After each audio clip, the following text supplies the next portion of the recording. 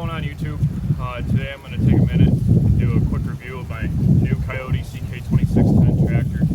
I bought this in July this year, and now that it's got 80 hours on it, I figured it'd be adequate amount of time to give a good, honest review. Hoping the wind doesn't pick up too much here. We've got a 60-degree day in December of 2021 here, so real quick, if you don't mind, before we get started, give that like button a hit, and please like and subscribe. That really helps me out. Thanks. So as I said, I bought this in July. I picked this up here in upstate New York at a place called Joiners.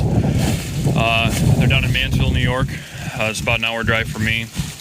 I had previously actually ordered a 2025 Bobcat, and our local Bobcat dealer, you know, it was one of those, I get it, it's 2021, so there's supply issues everywhere, but we had, you know, first it's supposed to be in April, and then it's going to be May, and then June, and then maybe you'll have it by the end of the year kind of thing. So I called Joiners. They happen to have the tractor in stock. They had two of them. One of the other benefits with going with the Kioti was we had the R14 tires, which I'll get into in a minute. And like I said, great place to work with, and right there. So anyways, I got 80 hours on it now. This is my first tractor that I've owned. It is not necessarily my first tractor experience. I've never been into any of the heavy farming or any of that stuff, but as far as compact tractors go, I've got, well, my brother has a John Deere 2720. My dad has a Deere 2038R, which is, you know, significantly more powerful than this, but it's all about the same size machine. So I've got a little bit of other experience to compare it upon. So yeah, what can we say about it? So this one, like I said, this one has the R14s. They've been awesome. I mow our lawn with it here. It's out there, it's a little hard to see, but I mow 3 acres. I've got a 72-inch 3-point finish mower for the rear that I also picked up at the same time as a tractor from Joiners, and it does a great job. The only time I find where the R14s will actually tear anything up is if you are turning full lock, and the front tire sometimes will tear some stuff up. Obviously, if you're in 4-wheel drive or the diff lock, that's always going to tear stuff up with the rear tires. But as long as you are being a little on the gentle side, not a problem at all. I've never noticed any issues with, you know, ruts in the lawn or any of that stuff, even when it is a little on the wet side, like it is now that it's just starting to rain. I did have them fill the rear tires with rim guard, so you know the tractor weight is 2,700 pounds, plus there's 620-ish of rim guard in the rear. When I mow, I do end up taking the loader off, just because we're getting pretty close to you know, 4,000 pounds with the mower and everything, and that is the only concern I end up with when I do mow with it. It's just its overall weight and, you know, leaving marks in the yard that way. But we don't exactly have a golf course here, so I you know, it doesn't bother me too much. So yeah, the R14's been great. We have had a couple first snowfalls and stuff here. I built a plow for the front of it, which I will show in another video, and so far it's been fantastic. So my brother's 2720 has the typical Carlisle R4s. My dad's 2038R has the Galaxy R4 tires. They've been terrible. Those Galaxies are awful. And really, like with the snow pusher or anything, you pretty much have to have chains on it to have any sort of traction. The Carlisle R4s, my brothers, aren't too bad, but these R14's been fantastic. I mean, like I said, we've only had our first couple snowfalls, and some of them right around the 4 to 6 inch mark, and not really enough to justify plowing, but I wanted to test everything out, and I had zero traction issues at all, never had it slip a tire, and in that condition, they act just like an R1 ag. So those have been fantastic. A couple things I have added. I did add the deck mat. These originally come with just the bare steel floor, and it's kind of an unfinished look. I didn't really like the look of that, and I also didn't want the paint getting tore off and the floor possibly starting to rust because of your boots and whatever. Another thing I have added, I did add some of the Roadshock series lights from Harbor Freight. So mine, being a newer one, had the turn signals mounted up on top of the ROPS. I just moved those down to the fenders and installed the floodlights up top, and then the rear is a 14-inch light bar that's flood and spotlight. That's pretty much it as far as, oh, I take that back. I did add the draft control links too. These are off a Kubota L31 or 3901, 3301, any of that stuff. 2501 too, I think. I had to do a little bit of cutting and stuff. I had to take the tire off and drilled this lower hole out a little bigger. Other than that, they bolted right up. I bought them because I kept hearing how good they were compared to the threaded turnbuckles that come from the factory on these. My honest opinion of them is, if you're not changing implements all that much, just keep the turnbuckles. I mean, they weren't that expensive. They were like 180 bucks. But they're not as convenient as I thought they'd be. I don't have a ton of 3-point implements yet. I'll go over those, like I said, someday when I do my snow plow and everything else.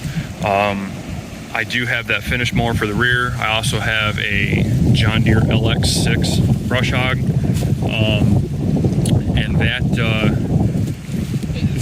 fortunately they both require the same width, the quick hitch compatible stuff for the 3-point, so it's not a huge deal having all the adjustability.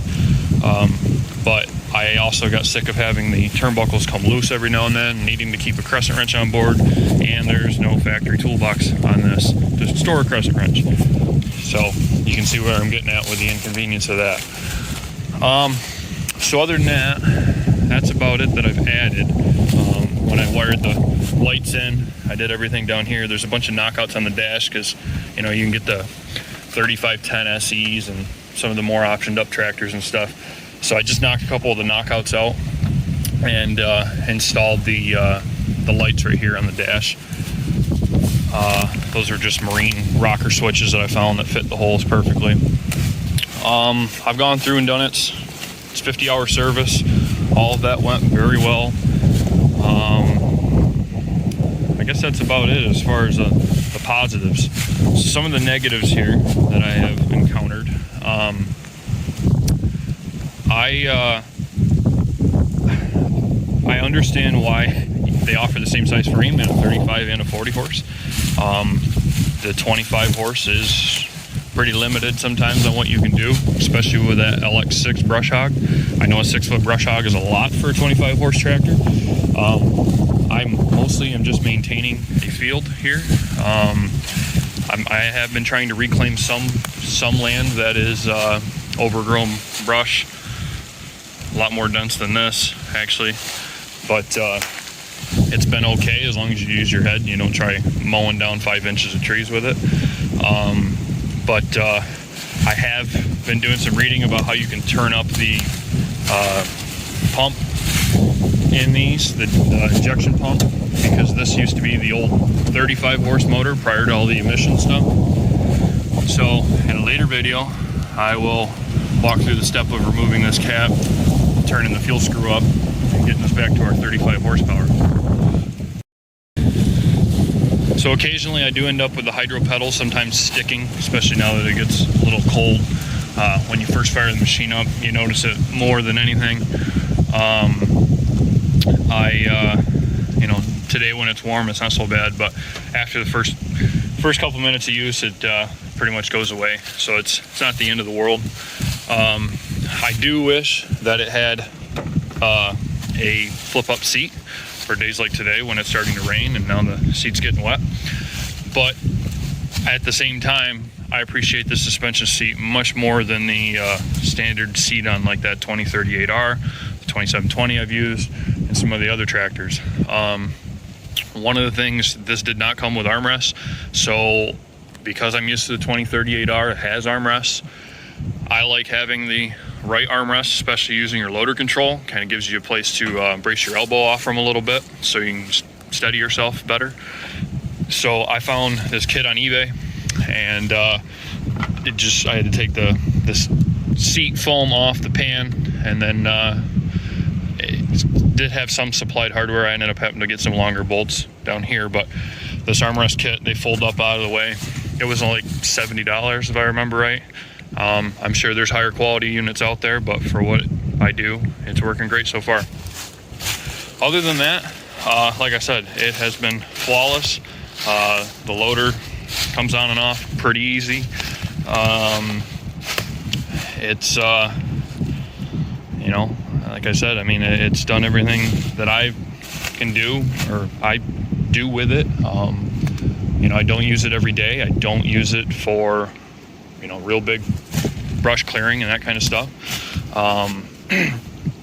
Sometimes, you know, this, I paid $18,800 for this, which with the loader, 66-inch bucket, and the R4 14 tires, that's a lot cheaper than, you know, some of the John Deeres and Kubotas and all that other stuff. But, you know, at the same time, you do have some more of the basic stuff, right? So this still has a clutch pedal instead of the electric PTO. But at the same time, when I run that 6-foot brush hog, you can feather the clutch out, and instead of just, you know, clicking the PTO on and letting it bog the motor down. And so, you know, I mean, sometimes there's some advantages to stuff like that.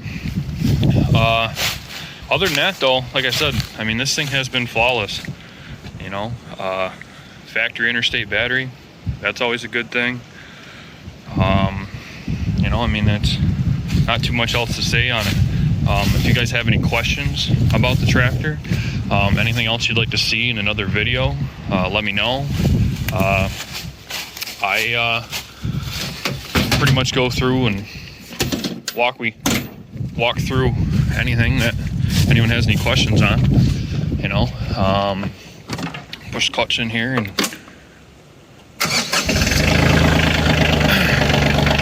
it's definitely more diesel-y than some of the particulate filter equipped machines that are, you know, new injection style stuff, but I love it. You know, and the fact that it's all mechanical injection, it should still be around to work a long time from now, and I'm just going to take care of it and you know, keep staying up on the maintenance and stuff. So like I said, that's my review of the CK2610.